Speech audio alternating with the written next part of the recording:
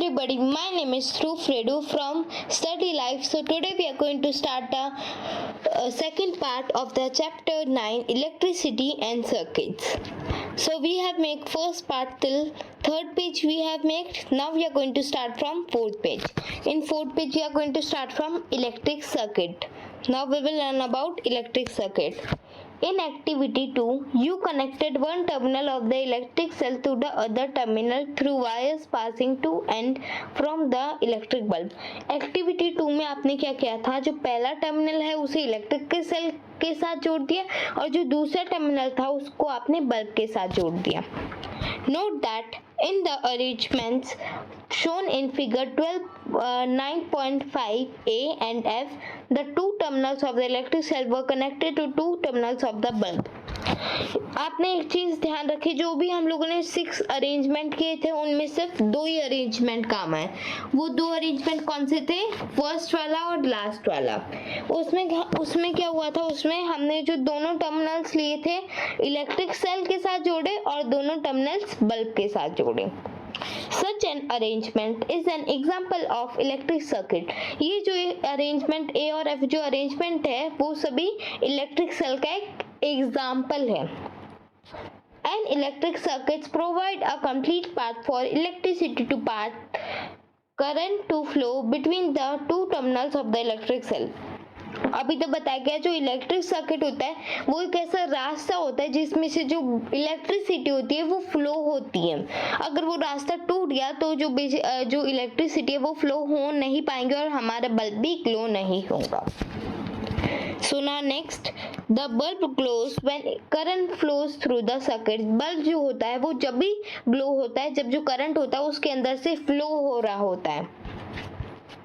In an electric circuit, the direction of current is to be taken from the positive to the negative terminal of the electric cell as shown in figure 9.6. ये figure 9.6 से इधर दिखाया गया है. एक electric cell है और एक बल्ब है. तो फिर जो इलेक्ट्रिक करंट होता है वो कैसे फ्लो होता है उसका डायरेक्शन बताया हुआ है. इलेक्ट्रिक सेल हमेशा पॉजिटिव से लेकर नेगेटिव टर्मिनल तक जाता है. Positive terminal means plus sign and negative terminal means minus sign. Plus sign हमेशा टॉप में रहता है और माइनस साइन हमेशा डाउन में रहता है.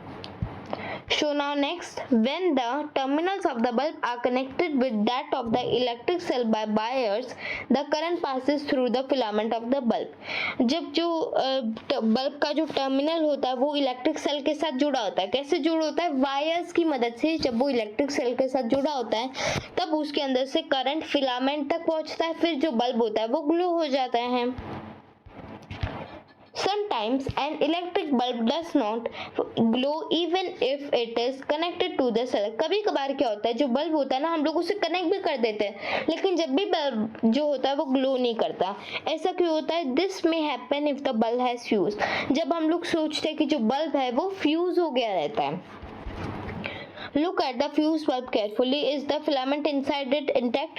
जो आप एक बार अच्छे से फ्यूज बल्ब को देखिए और उसके अंदर देखिए कि जो फ्यूज बल्ब के अंदर जो फिलामेंट रहता है ना, जो बल्ब का जो लाइट रहता है उसे प्रोड्यूस करता है वो फ्यूज बल्ब के अंदर भी रहता है. आप ये ध्यान से देखिए. एन इलेक्ट्रिक बल्ब में fuse due to many reason. जो बल्ब होता है वो बहुत सारे कारण की वजह से फ्यूज हो जाता है. One reason for a bulb to fuse is a break in its filament. एक कारण इधर बताया गया कि जो बल्ब होता है बल्ब फ्यूज इसलिए होता है क्योंकि उसका जो फिलामेंट होता है ना जिससे वायर्स वगैरह अटैच होती हैं. देखिए इधर दिखाता हूँ. यहाँ पे एक फोटो है बल्ब की. इधर बल्ब की एक फोटो है. तो ये जो बल्ब का जो फोटो है इसमें फिलामेंट, इधर से लाइट पास होती है ये पार्ट से, इसके अंदर से वायर्स वगैरह जुड़ी रहती है, फिर लाइट पास होती है. अगर ये फिलामेंट ही टूट जाए तो फिर वायर वगैरह किससे कनेक्ट रहेंगी और वायर वगैरह कनेक्ट ही नहीं रहेंगे तो बल्ब जलेगा ही नहीं. इसलिए फिलामेंट की टूटने की वजह से बल्ब फ्यूज हो जाता है. Now here next it is given a break in the filament is a electric bulb means a break in the path of the current between the two terminals of the electric cell. इधर भी ये बताया गया अगर filament टूट गया bulb का तो फिर ये बल्ब का फिलामेंट टूटना, ये इसका मतलब ये है कि जहाँ जो वायर्स का जो रास्ता है इलेक्ट्रिक सर्किट का वो टूट जाता है और अगर रास्ता टूट गया तो फिर बल्ब जलेगा ही नहीं. Therefore, a fused bulb does not light up as no current passes through its filament. इसलिए जो फ्यूज बल्ब होता है उससे लाइट नहीं निकलती क्योंकि उसके अंदर से कोई करंट जो होता है वो पास हो ही नहीं रहता है। Can you now explain why the bulb did not glow when you tried to do so with the arrangement shown in figure 9.5 B, C, D and E? अभी आप बता सकते हो कि जो भी हम लोगों ने अरेंजमेंट किए थे B, C, D और E वो क्यों नहीं चले, वो उनमें बल्ब क्यों नहीं चला। अभी हम लोग वो अरेंजमेंट्स को देखते हैं। ये है बी में बल्ब क्यों नहीं चला, क्योंकि देखो एक वायर को तो कनेक्ट कर दिया था दूसरे वायर के साथ, लेकिन जो दूसरा वायर है उससे कनेक्ट ही नहीं किया था और इसलिए वो करंट पास हो ही नहीं रहा था, इसलिए बल्ब नहीं चला। अब नेक्स्ट वाले में जो नेगेटिव टर्मिनल है उसे ज्वाइन कर दिया था, लेकिन अब जो पॉजिटिव टर्मिनल है उसके अंदर से वापस ब्रेक आ गया था तो इसलिए बल्ब नहीं जला। अभी नेक्स्ट में क्या किया, जो दोनों वायर्स है उन्हें बल्ब के साथ नेगेटिव वाला जो टर्मिनल है उसमें से दोनों वायर्स को कनेक्ट कर लिया, इसलिए बल्ब नहीं जला। और अभी ई वाले में अपर वाले के साथ दोनों वायर्स को ज्वाइन कर दिया, हमें दोनों वायर्स को ज्वाइन करना था, जैसे अपर वाले को नेगेटिव के साथ, नेगेटिव वाले को पॉजिटिव के साथ। Now next it is given, now we know how to make a bulb light up using an electric cell. Would you like to make a torch for yourself? अभी हमें पता चल गया कि हम लोग बल्ब कैसे ग्लो कर सकते हैं, इलेक्ट्रिक सेल की मदद से बल्ब को कैसे ग्लो करवा सकते हैं। अभी तक पूछा गया would you like to make a torch for yourself, आप अपने लिए खुद की टॉर्च बनाना चाहते हो। अब ये एक्टिविटी 3 में बताया गया होगा। So now let's read. Take a torch bulb and a piece of wire. आप क्या कीजिए, जो टॉर्च के अंदर जो छोटा सा बल्ब लगा रहता है वो लीजिए और वायर का एक पीस लीजिए। Remove the plastic covering at the two ends of the wire as you did before. जैसे पहले हम लोगों ने वायर में से प्लास्टिक कवरिंग निकाली थी, वैसे हमें इस बार भी प्लास्टिक कवरिंग निकालनी है। Wrap one end of the wire with the base of electric bulb as shown in figure 9.7। जैसे कि फिगर ये 9.7 में दिखाया गया कि जो एक तरफ जो इलेक्ट्रिक बल्ब है उसकी प्लास्टिक कवरिंग निकाल के उससे जो बल्ब का जो बेस है ना उसके साथ उसे कनेक्ट कर दो। कनेक्ट कर दिया, फिर उसके बाद इधर क्या करना है, उसके बाद fix the other end of the wire to the negative terminal of the electric cell with a rubber band. आप क्या कीजिए, फिर जो दूसरा वाला जो पार्ट है वायर का उसे आप इलेक्ट्रिक सेल का जो नेगेटिव टर्मिनल है उसके साथ ज्वाइन कर दीजिए, फिर उसके ऊपर रबर बैंड लगा दीजिए। फिर नेक्स्ट में दिया गया है now bring the tip of the base of the bulb that is other terminal in contact with the positive terminal of the cell. अभी तक क्या बताया कि अभी जो बल्ब है बल्ब को पास में लाइए, जैसे कि हम लोगों ने अटैच कर दिया बल्ब के बेस के साथ, फिर उसे इलेक्ट्रिक सेल के थोड़ा सा पास लाइए। फिर उसके बाद क्या बताया गया, उसके बाद डज द बल्ब ग्लो, क्या अभी बल्ब ग्लो हुआ। Now move the bulb away from the terminal of the electric cell। अभी बल्ब को आप दूर लाइए इलेक्ट्रिक सेल से। Does the bulb remain lighted, अभी भी बल्ब जल रहा है। Is this not similar to what you do when you switch on your torch or on off? ये जैसे हम लोग टॉर्च में ऑन करते हैं तो फिर लाइट आती है और ऑफ करते हैं तो टॉर्च से लाइट नहीं आती, वैसा सिमिलर है, मतलब वैसा सेम है ये। अभी 9.4 में अभी हम लोग इलेक्ट्रिक स्विच के बारे में पढ़े। इलेक्ट्रिक स्विच के बारे में दिया गया है we had an arrangement for switching on और off our homemade torch by moving the base of the bulb away from the tip of the cell. अब इधर क्या कहा गया, इधर कहा गया हम लोगों ने जो अरेंजमेंट बनाया था टॉर्च को ऑन और ऑफ करने का, जैसे हम लोगों ने बल्ब के बेस के साथ जोड़ दिया था और जैसे हम लोगों ने उसको थोड़ा सा दूर किया तो बल्ब नहीं जला, वैसे ही पहेली जो है पहेली में दिया गया है Paheli as another arrangement of the electric cell and the bulb. Paheli ने भी वही अरेंजमेंट किया है बल्ब का टॉर्च बनाने का। Will the torch glow in the following arrangement, जो पहेली ने जो अरेंजमेंट किया उसमें बल्ब जलेगा। अब देखते हैं पहेली ने क्या गलती की है। एक वायर को नेगेटिव वायर को तो उसने जोड़ दिया और रबर बैंड लगा दिया, ये सही है। फिर बाद में जो ऊपर वाली वायर है उस ऊपर वाला जो वायर है उसे उसने बेस ऑफ द बल्ब के साथ नहीं जोड़ा और उसके साथ तो जोड़ा ही नहीं, साथ में उसे वो जो पॉजिटिव टर्मिनल है उसके साथ भी जोड़ दिया और बल्ब को थोड़ा सा ऊपर भी रखना था, इसलिए उसका बल्ब नहीं जला। Now next it is given that This was a simple switch but not very easy to use. We can make another simple and easier switch to use in our circuit. हम लोगों ने जो भी torch बनाई थी इतना आसान नहीं था इसको जलाना वगैरह, तो फिर हम लोग अभी इससे भी ज़्यादा आसान सर्किट बनाएंगे हम लोग। अभी एक्टिविटी 4 में हम लोग देखेंगे कि हम लोग कौन सा सर्किट बनाने वाले हैं। अभी तो दिया गया है you can make a switch using 2 drawing pins, a safety pin और a paper clip, 2 wires and a small sheet of thermocol और वुडन बैंड। इधर क्या बताया गया, इधर क्या लो आप खुद का एक स्विच भी बना सकते हैं। क्या करना पड़ेगा, आपको 2 ड्राइंग पिन लेनी पड़ेंगी और जो सेफ्टी पिन होती है आपको वो 1 लेनी पड़ेंगी। अब इधर कहा गया है कि जो 2 वायर है ना, 2 वायर्स, उनको आप लोगे साथ में एक छोटी सी सीट लोगे थर्माकोल की, या फिर जो वुड का जो बोर्ड बना रहता है ना उसको भी ले सकते हो। जैसे कि इधर थर्माकोल लिया गया है वैसे आप लोग छोटा सा लेना है।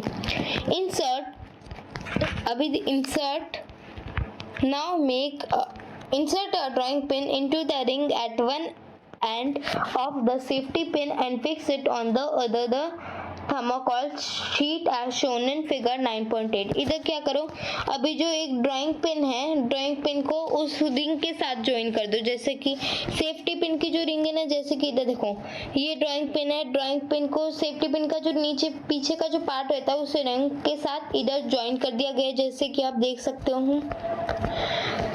फिर नेक्स्ट में दिया गया make sure that the safety pin can be rotate fit freely. आपने जैसे लगाए तो फिर आप नेक्स्ट है make sure that the safety pin can be rotated freely. आपने जिस तरीके से जो सेफ्टी पिन लगाई है ड्राइंग पिन के साथ अटैच किया है, ऐसे तरीके से अटैच करना जिस तरीके से जो सेफ्टी पिन है वो अच्छे से रोटेट हो पाए।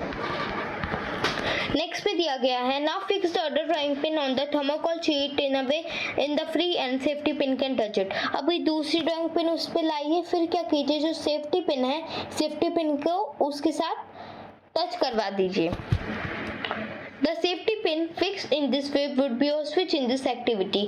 जो सेफ्टी पिन है वो इस एक्टिविटी में हमारा स्विच होंगी। Now make a circuit by connected electric cell and a bulb with this shown as figure 9.9। ये जो फिगर 9.9 दी गई उसमें आप क्या कीजिए वायर्स के साथ इलेक्ट्रिक सेल और बल्ब को अटैच कर दीजिए।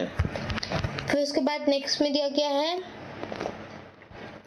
rotate this safety pin so that it's free and touches the other drawing pin। What do you observe? आप जो सेफ्टी पिन है उसे इस तरीके से अटैच कीजिए कि वो दूसरी ड्राइंग पिन को भी टच कर पाए।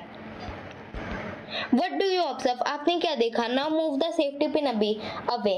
अब क्या कीजिए जो सेफ्टी पिन है उसे अवे मतलब दूर करो उससे, मतलब ड्राइंग पिन से दूर लाइए। Does the bulb continue to glow? अभी भी जो बल्ब है वो ग्लो हो रहा है। The safety pin covered the gap between the drawing pin when you made it touch two of them. In this position, the switch is set to be on। अब इधर क्या कहा गया, इधर कहा गया जो सेफ्टी पिन है, सेफ्टी पिन ने वो जो गैप बाकी था, जो जगह बाकी थी ड्राइंग पिन के बीच में, वो सेफ्टी पिन ने गैप फिल कर दिया, भर दिया। अभी इधर बताया गया है फिगर 9.10 में जैसे दिखा गया, ये फिगर 9.10 में ये स्विच का जो ऑन पोजीशन है ये वो पोजीशन है, स्विच का ऑन पोजीशन है। अभी नेक्स्ट में दिया गया है since the material of the safety pin allows the electric current to pass through it। अब इधर बताया गया कि जो मटेरियल जो भी हम लोगों ने सेफ्टी पिन का जो मटेरियल था जो भी हम लोगों ने यूज किया, सेफ्टी पिन उसे अपने अंदर से करंट को पास होने दे रही थी। द करंट वॉज कम्प्लीट, जो सर्किट था वो कंप्लीट हो गया। हेंस द बल्ब ग्लोस, और जो बल्ब है वो ग्लो हो गया। On the other hand the bulb did not glow when the safety pin was not in touch with the other drawing pin. अगर हम लोग वो दूसरी ड्राइंग पिन को सेफ्टी पिन के साथ टच नहीं करते तो बल्ब जो है वो ग्लो नहीं होता। The circuit was not complete as there is a gap between two drawing pin. अगर हम लोग गैप भी फिल नहीं करते तब भी जो सेफ्टी पिन था वो नहीं ग्लो होता। In this position the switch is set to be off as in figure 9.9। अभी जो जैसे फिगर 9.9 जो दिखाई गया है उस फिगर 9.9 में स्विच जो है वो ऑफ पोजीशन में, ये ऑफ पोजीशन है स्विच का। नाउ नेक्स्ट में दिया गया है a switch is a simple device that इधर ब्रेक्स द सर्किट और कंप्लीट इट। स्विच एक आसान सा डिवाइस है जो सर्किट को कभी कंप्लीट करता है कभी ब्रेक करता है। The switch is used in lighting of bulb and other devices in home work on the same principle, although their designs are more complex। जो स्विच है वो घर में लाइट बल्ब वगैरह फैन वगैरह टीवी वगैरह बहुत सारे कामों में यूज आते हैं। बहुत सारी चीज़ें का जो डिज़ाइन है वो बहुत सारे अलग अलग रहते हैं लेकिन सभी चीज़ें एक ही प्रिंसिपल पे काम करते हैं। नाउ 9.5 में इलेक्ट्रिक कंडक्टर और इंसुलेटर के बारे में बताया गया है। पहले हम लोग बल्ब देख लेते हैं, इधर बल्ब दी गई है। अभी इस बल्ब में क्या है, बल्ब में ये जैसे बल्ब जो सिंपल बल्ब होती है उसमें फिलामेंट रहता है, जैसे ये बल्ब में ही एक फिलामेंट टाइप है और इसकी ये बल्ब है टॉर्च की, उसके ऊपर ये रिफ्लेक्टर लगाया गया क्या जो लाइट है वो ज़्यादा रिफ्लेक्ट हो सके। ये प्लास्टिक कवरिंग की गई है मेटल वायर से। फिर अगर आप लोग जैसे ऑन करते हैं तो फिर ये इधर से पास होने लग जाता है इलेक्ट्रिक सेल, और जब आप ऑफ करते हो ना तो फिर जो इलेक्ट्रिक सेल का जो बैटरी वगैरह होती है ना, करंट वगैरह, वो रुक जाता है उधर, इसलिए बल्ब चालू होता है और बल्ब बंद होता है। तो उस बाद नेक्स्ट है, इधर दिया गया है in all our activity we have use metal wires to make a circuit. हम लोगों ने अपनी सभी एक्टिविटी जितने भी की है उसमें हम लोगों ने मेटल वायर्स का, धातु से बनी वायर्स का इस्तेमाल किया है। Suppose use a cotton thread instead of metal wire to make a circuit. अगर हम लोग जो मेटल वायर, धातु की जो वायर है उसकी जगह हम लोग कॉटन का एक थ्रेड का इस्तेमाल करें, उससे सर्किट बन जाएगा। Do you think that the bulb will light up in such a circuit? अगर हम लोग कॉटन का थ्रेड इस्तेमाल करें तो बल्ब जो है वो ग्लो होगा। What material can be used in electric circuit to so that the current can make through pass them? इधर क्या कहा गया, इधर कहा गया कौन कौन से मटेरियल का इस्तेमाल किया जाता है जिससे जो बल्ब होता है वो उसके अंदर से करंट पास हो जाता है। Let us find out. अभी हम ढूंढते हैं। एक्टिविटी 5 में दिया गया है disconnect the switch from the electric circuit as you use for activity 4। अब जो स्विच हम लोगों ने बनाया था इलेक्ट्रिक सर्किट का, सेफ्टी पिन, ड्राइंग पिन, उसमें से आप वो सेफ्टी पिन को निकाल दो। This would leave you with 2 free ends of the shown as figure 9.12। अभी क्या करो, सेफ्टी पिन को हटा दो और वो दो ड्राइंग पिन को भी हटा दो, ऐसा फ्री मिलेगा हमें 2 एंड। अभी क्या करो, वो दोनों एंड को क्लोज करो, मतलब उन दोनों एंड को पास कर, इतना पास लाओ कि वो दोनों एक दूसरे को टच कर पाए। अभी फिर बाद में पूछा गया does the bulb light up. अभी बल्ब जलने लगा है। You can now use this arrangement to test whether any given material allows to pass through it or not। अभी आप कोई भी उसकी जगह कोई भी चीज़ों का इस्तेमाल ले सकते हैं, फिर बाद में पता चलेगा कि उसके अंदर से इलेक्ट्रिक करंट पास हो रहा है या नहीं पास हो रहा है। अभी नेक्स्ट में दिया गया है collect samples of different types of materials. अब बहुत सारी चीज़ें लाई, अलग अलग तरह के मटेरियल्स लाई, जैसे कि कॉइन हो गया, कॉर्क हो गई, रबर, ग्लास मतलब कांच हो गया, कीज हो गई, पिन, प्लास्टिक का जो स्केल आता है वो हो गया, वुडन का जो ब्लॉक मतलब छोटा सा वुड पार्ट का जो ब्लॉक होता है ना लकड़ी का, वो हो गया। अभी एल्यूमिनियम का जो फॉइल पेपर होता है वो हो गया, कैंडल हो गई, सीविंग नीडल मतलब सुई हो गई, थर्मोकॉल हो गया, पेपर हो गया, और जो पेंसिल की जो लीड होती है ना वो हो गई। ऐसे बहुत सारी चीज़ें लाओ, उन दोनों को टच करो और फिर बाद में सैंपल इकट्ठा करो। फिर बाद में वो जो सैंपल होंगे make sure that the 2 wires does not touch each other while you are doing so. अगर आप ये टेस्ट कर रहे हो तो फिर ऐसा ध्यान रखना कि वो दोनों जो वायर्स है वो एक दूसरे को टच ना करें। Does the bulb glow in each case? क्या हर जितने भी हम लोगों ने सैंपल वगैरह इकट्ठा करे सभी में बल्ब जला है? Make a table in your notebook similar to table 9.1 and record your observation. आप एक टेबल बना अपनी नोटबुक में, वो टेबल 9.1 जैसी होनी चाहिए जैसे दिखा रखा है, उसमें अपने जो भी ऑब्जर्वेशन जो भी आपने देखा वो सभी उसमें लिखो। जैसा कि अभी टेबल 9.1 में दिया गया है कि जो भी इस्तेमाल हम लोगों ने स्विच की जगह उसका किया, जैसे कि की मेटल की बनी है तो फिर वो होगा। इरेजर रबर का बना है और रबर इंसुलेटर है तो वो नहीं होगा। अभी स्केल प्लास्टिक का बना है तो प्लास्टिक कंडक्टर है इंसुलेटर। इंसुलेट है तो फिर प्लास्टिक भी नहीं होगा। मैचस्टिक वुड है, मैचस्टिक वुड से बने हुए तो वुड भी इंसुलेट है। ग्लास बैंगल कांच से बना होता है, वो भी इंसुलेट है। फिर last iron nail, iron nail metal मतलब धातु का है तो फिर वो कंडक्टर है, तो करेक्ट होगा। So till here, after that next it is given, what do you find? आपने क्या ढूंढा? The bulb does not glow when the free ends of the wire are in contact with some materials you have tested. आपने जितने भी चीजों का इस्तेमाल किया उनमें से कोई भी चीज में बल्ब ग्लो नहीं हुआ। This means that this material does not allow the electric current to pass through them. इसका मतलब ये है कि जो भी मटेरियल का हम लोगों ने इस्तेमाल किया जिससे बल्ब नहीं जला, वो अपने अंदर से इलेक्ट्रिक करंट को पास या फ्लो नहीं होने दे रहे। ऑन द अदर हैंड, उसकी दूसरी तरफ जो भी मटेरियल अपने अंदर इलेक्ट्रिक करंट को पास होने दे रहे हैं उनकी वजह से बल्ब जल पा रहा है। Material which allow electric current to pass through them are called conductor और ऑफ इलेक्ट्रिसिटी। जो भी मटेरियल अपने अंदर से करंट को पास होने देते हैं वो कंडक्टर्स होते हैं। अभी insulators do not allow electric current circuit to pass through them. Insulators अपने अंदर से इलेक्ट्रिक करंट को पास होने नहीं देते। With the help of table 9.1 name the materials that are conductors of electricity and those are insulator. अभी इन conductor के कुछ एग्जांपल देना, कुछ इंसुलेटर के।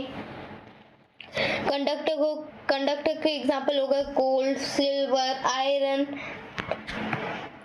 एल्यूमिनियम और भी बहुत सारी चीजें कंडक्टर्स के एग्जांपल हो गए। अभी इंसुलेटर के एग्जांपल ग्लास पेपर, कोई ग्लास से बनी हुई चीज मतलब कांच से बनी हुई चीज, और ग्लास भी हो सकता है, मतलब जो सिंपल ग्लास हम लोग यूज करते हैं ना वो भी हो सकता है। और भी बहुत सारी चीजें हो सकती है जैसे रबर हो गई। अभी next, what do you conclude? आपने क्या देखा? Which materials are conductors and which are insulator? Recall all objects that we have grouped as those we have लक्ष्य in chapter 2. हम लोगों ने जो chapter 2 में जो भी हम लोग चीजों का लक्ष्य निकाला था कि ये चीज लक्ष्य से है, मतलब chapter 2 जो है ना sorting materials into group लक्ष्य, उसमें हम लोग ने लक्ष्य के बारे में पढ़ा था। लक्ष्य क्या है? लक्ष्य मतलब जिनके अंदर से कुछ मेटल होते हैं जिनके अंदर से चमक निकलती है, उसे चमक को लक्ष्य कहते हैं। Are they conductors? अभी जो भी मेटल के अंदर वो चमक रहती है तो वो सभी कंडक्टर्स हैं। It now seems to understand why copper, aluminium and other metals are used for making wires. अभी समझ में आया कि इसलिए जो कॉपर, एल्यूमिनियम और भी बहुत से जो अलग अलग धातु है उनका इस्तेमाल किया जाता है वायर को बनाने के लिए। Let us recall chapter 4 in which we made an electric circuit with a switch, figure 9.9.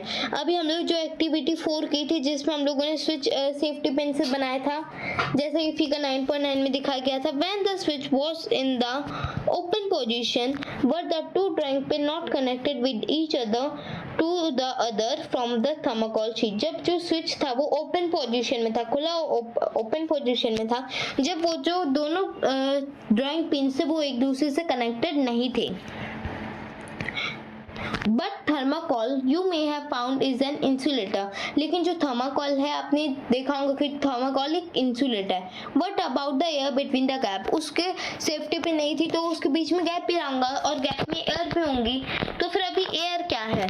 Since the bulb does not glow when there is only air in the gap between in the drawing pins in a switch, it means that air is also an insulator. उसके बीच में between में air थी लेकिन जब भी bulb नहीं जला, मतलब एयर जो है वो इंसुलेटर। अगर एयर कंडक्टर होती तो फिर हमें इलेक्ट्रिक शॉक लगते, इसलिए conductors and insulators are equally important for us. Conductor और इंसुलेटर दोनों हमारे लिए बहुत इंपॉर्टेंट है। Switches, electric plugs and sockets are made of conductors. On the other hand rubber and plastic are made for covering electric wire, plug top, switch and other parts of electric appliance which people might touch. अभी जो switches होती है जैसे कि plug वगैरह हो गए, socket वगैरह, वो सभी कंडक्टर से बने होते हैं। अभी दूसरी तरफ में होता है कि रबर और प्लास्टिक का भी इस्तेमाल किया जाता है जिससे वायर के अंदर कवरिंग लगाई जाती है जिससे हम लोग अगर टच करें वायर को तो हमें शॉक ना लगे। अभी क्वेश्चन मतलब चेतावनी। Your body is a conductor of electricity. हमारी जो बॉडी, हमारा जो शरीर है वो इलेक्ट्रिसिटी, वो कंडक्टर है इलेक्ट्रिसिटी का। Therefore, be careful when you handle any electric appliance। अभी जब भी आपको इलेक्ट्रिक से जो भी चीज़ छूते जिसके अंदर इलेक्ट्रिसिटी रहती है उसका बहुत सावधानी से यूज़ करना। So till here is our chapter. So thank you so much for watching this video. Please like, share and subscribe our channel. Thank you for watching. Bye bye.